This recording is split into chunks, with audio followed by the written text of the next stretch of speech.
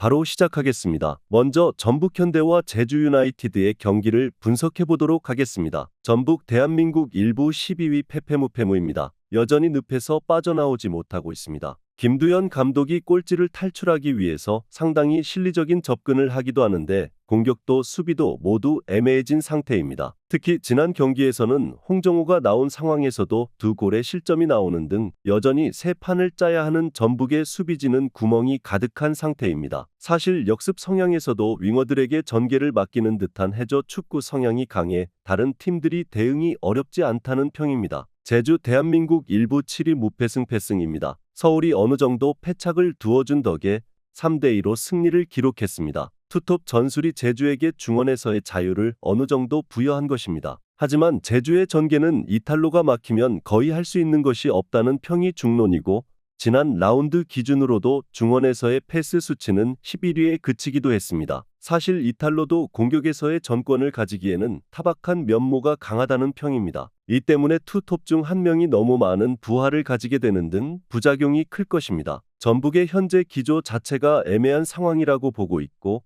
제주 역시 지난 경기에서의 득점력을 재현하기에는 중앙에서의 전개 능력이 상당히 투박한 편입니다. 전반적으로 전북도 역습에서의 세부적인 전술적 움직임이 잘 보이지는 않고 있어 언더 2.5 양상 속 무승부를 예상합니다.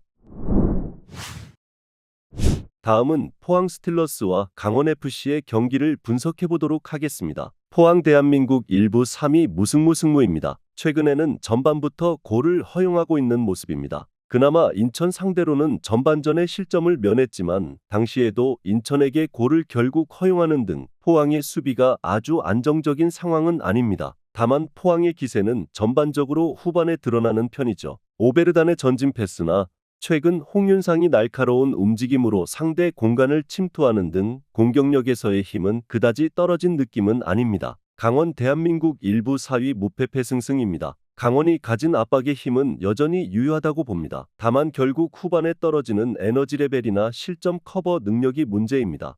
올 시즌 전반에는 2경기 당 1골 정도의 실점률을 기록하고 있지만 후반에는 1.00골의 실점을 경기마다 평균적으로 내주고 있습니다. 장마철이고 강원도에서 포항으로 넘어가는 꽤 긴 일정도 강원 입장에서는 부담이 될 것입니다. 기본적으로 포항도 최근에는 실점의 빈도 자체가 꽤 잦은 상황입니다. 하지만 후반전에 강한 면모가 있고 강원 역시 에너지 레벨이 떨어지는 후반에는 압박 강도와 수비적인 집중력이 떨어집니다. 적어도 포항이 최근 득점력에서는 문제를 드러내는 모습은 아닙니다. 오버 2.5 양상 속 포항 스틸러스의 승리를 예상합니다. 다음은 FC서울과 대전 하나시티즌의 경기를 분석해 보도록 하겠습니다. 서울 대한민국 1부 6위 무무승승패입니다. 대전을 상대로는 약했습니다. 특히 지난 경기에서 투톱을 세웠다가 미드필더 장악력이 떨어진 것이 제주전 패배로 이어지기도 했는데 대전을 상대로도 비슷한 면모를 보여주던 편이죠. 특히 대전이 미드필더에서의 강한 압박으로 승부를 보는 편이라서 서울이 최근 오전에서는 대전에게 1승도 거두지를 못했습니다. 물론 대전도 황선홍 체제에서 새 판을 짜고 있다고 봐야 하지만 여전히 공격적인 전술을 선호하는 편입니다. 대전 대한민국 1부 11위 무승패패무입니다. 지난 경기에서는 대전의 낭보가 있었습니다. 물론 무승부에 그친 결과 자체는 아쉽다고 보나 마사와 김준범이 복귀를 했고 이 두 선수의 호흡으로 경기를 무승부로 만든 것입니다. 황선홍 감독이 공격진 뎁스 때문에 부임 이후에 상당히 어려움을 토로하기도 했지만 현재는 복귀자들이 많은 점이 대전에게는 상당히 긍정적인 소식이라고 할 수 있을 것 같습니다. 기본적으로 서울이 대전 상대로는 약한 편인데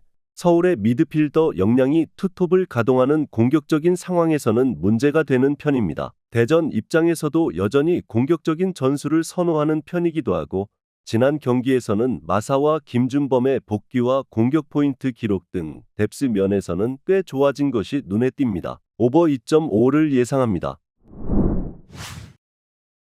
마지막으로 울산현대와 광주FC의 경기를 분석해 보도록 하겠습니다. 울산 대한민국 1부 2위 무승승패무입니다. 울산의 약점은 중앙에서 나오는 듯합니다. 특히 중원에서의 주도권을 쉽게 가져오지 못하는 모습을 자주 보여주는 것이 약점일 것입니다. 지난 경기에서도 강윤구, 김민혁이 폼이 좋아 보이지 않았고 특히 빌드업에서의 미스로 인해서 실점에 가까운 상황을 자주 노출한 것이 아쉬웠습니다. 특히 홍명보 감독이 국대로 향하면서 팀 내에서도 분위기가 별로 좋지는 못하다는 소식입니다. 광주 대한민국 일부 8위 승패입니다. 광주는 전반적으로 울산에게 강했습니다. 지난 3번의 대결에서 광주가 모두 승리를 기록했을 정도입니다. 특히 압박에 광주가 적극적으로 나서면서 오히려 울산의 약점을 찌르고 들어간 것이 유효했다고 볼 수 있었습니다. 다만 광주 역시도 올 시즌에는 결정력에서 뚜렷한 능력치를 보여주고 있는 모습은 아니었습니다. 공격에서의 들쭉날쭉한 모습이 아쉬운 시즌입니다. 기본적으로 광주가 강한 압박으로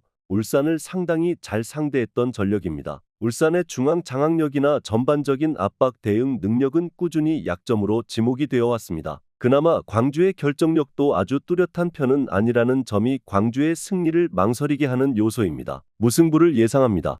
영상에서 알려드리는 내용들은 모두 1차 분석 내용들이며 2차 분석과 최종 조합픽은 영상 하단 고정 댓글 링크로 문의 주시면 안내 도와드리도록 하겠습니다. 시청해주셔서 감사합니다.